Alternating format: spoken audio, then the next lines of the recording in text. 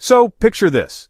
Before there was Twitter, before there were motivational posters with eagles soaring over mountains, before your aunt started posting inspirational quotes on Facebook, there was wisdom. Real, OG wisdom. And in Ethiopia, a land with a history so long it makes other ancient civilizations look like they just showed up to the party, this wisdom wasn't written down in dusty old books right away. It was spoken, it was shared, from grandmother to grandchild, from friend to friend, over a cup of coffee so strong it could probably wake up your ancestors. This was the original social media, a network of spoken truths that held communities together. These little nuggets of knowledge are called proverbs. Think of them as the original life hacks, short, catchy phrases that pack a punch. They're like a greatest hits album of human experience, a mixtape of advice that has been tested and proven over thousands of years. In Ethiopia, these weren't just cute sayings. They were the instruction manual for life. They taught you how to be a good neighbor, how to handle your money, how to be patient when you really, really don't want to be. It was the collective wisdom of a people distilled into a form you could remember even after a long day of, ancient stuff. Alright, let's start with a banger. A single bracelet does not jingle. Simple, right? You can picture it. One lonely bracelet on a wrist. It's there, it's shiny, but it's quiet. It's just existing. Now add another one. And another. Suddenly, with every movement, there's music, a jingle. That's the core of this proverb. We are nothing alone. An individual can be strong, sure, but our true impact, our voice, our music, comes from connection. Community collaboration, the fact that we need each other. In its original context, this meant survival. You couldn't build a house alone, you couldn't harvest a field alone, you certainly couldn't protect the village from a very angry honey badger alone. Teamwork wasn't a buzzword, it was the difference between eating and not eating. Your strength was tied to the person next to you. Okay, this one is my favorite because it's so beautifully absurd. Little by little, an egg will walk. Take a second to appreciate that image. An egg, with little legs, tiptoeing its way to its destination. It's ridiculous, it's hilarious, it's profoundly wise. Not about a literal walking egg, which would be terrifying. It's about patience and incremental progress. Even the most impossible journey can be completed, not with a giant leap, but with tiny, consistent steps. The egg gets there little by little. In agricultural societies, patience was non-negotiable. You plant a seed. You can't yell at it to grow faster, you can't send it motivational emails, you water it, you tend it, you wait. The harvest doesn't happen overnight, great things take time. This proverb is deep, it's one of those that makes you pause and go, oof. When the heart is full, the mouth is silent. It speaks to those moments of overwhelming emotion, profound joy, deep sorrow, intense love, where words suddenly feel cheap and inadequate. Have you ever been so happy you couldn't speak, or so heartbroken that no words could explain the pain? That's what this proverb captures. The most significant human experiences often transcend language. The mouth goes quiet because the heart has taken over the conversation. In its traditional setting, this recognized the limits of expression. In communal grief, the loss of a respected elder. Sometimes the most respectful thing was to be present, in silence. Your shared silence spoke volumes more than any clumsy comforting phrase.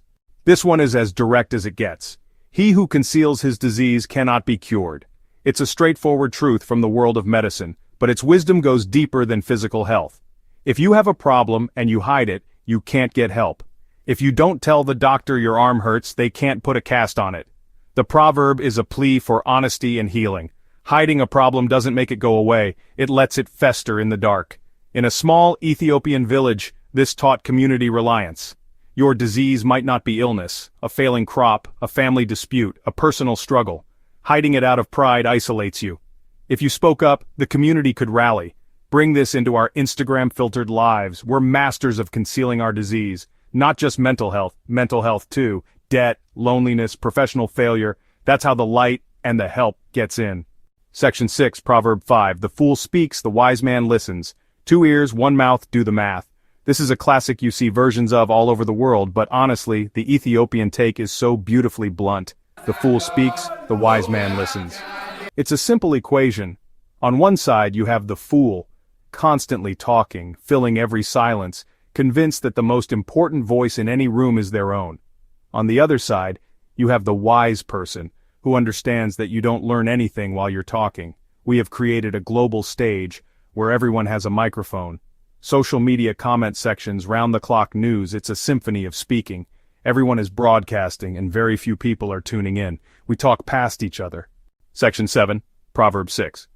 Confiding a secret to an unworthy person is like carrying grain in a bag with a hole. The friendship test. This proverb gives us another fantastic visual. You can just see it, can't you? Someone walking along thinking they're protecting their precious grain, but with every step, a little more spills out onto the ground.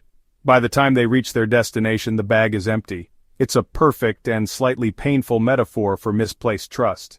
It's a warning about the importance of choosing your confidants wisely, because the wrong person will leave you with nothing.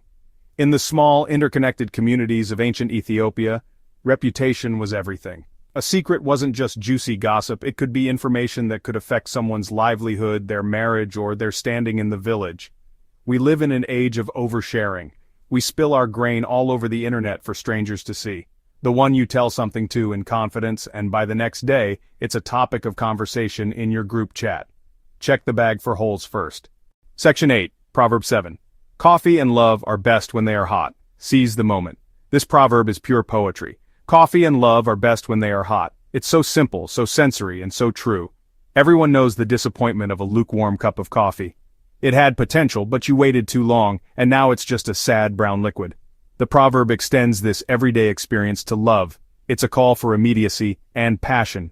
Ethiopia is the birthplace of coffee. The coffee ceremony is a long, important ritual, but once the coffee is poured, you drink it, steaming and aromatic. The proverb turns that ritual into a life philosophy. It's about more than romantic love. Friendship, family. Don't wait, drink the coffee while it's hot, love people with urgency and warmth. Section 9, Conclusion. Old words, new world. So, here we are, back in 2025. We took a quick tour through a library of wisdom thousands of years old. We've seen that we need community to jingle. Our eggs will walk if we're patient. We should probably listen more than we speak. What's striking isn't just how clever these Ethiopian proverbs are, it's how profoundly, almost shockingly, relevant they remain. They weren't written for smartphones, they weren't written for space travel, yet they speak directly to the timeless challenges of being human. The issues they address, loneliness, impatience, trust, vulnerability, those aren't new problems. What has changed is the scale and the noise. Our world is louder, faster, and more connected than ever. That can make it feel more isolating. These ancient words act as an anchor, a tether to a simpler, deeper truth.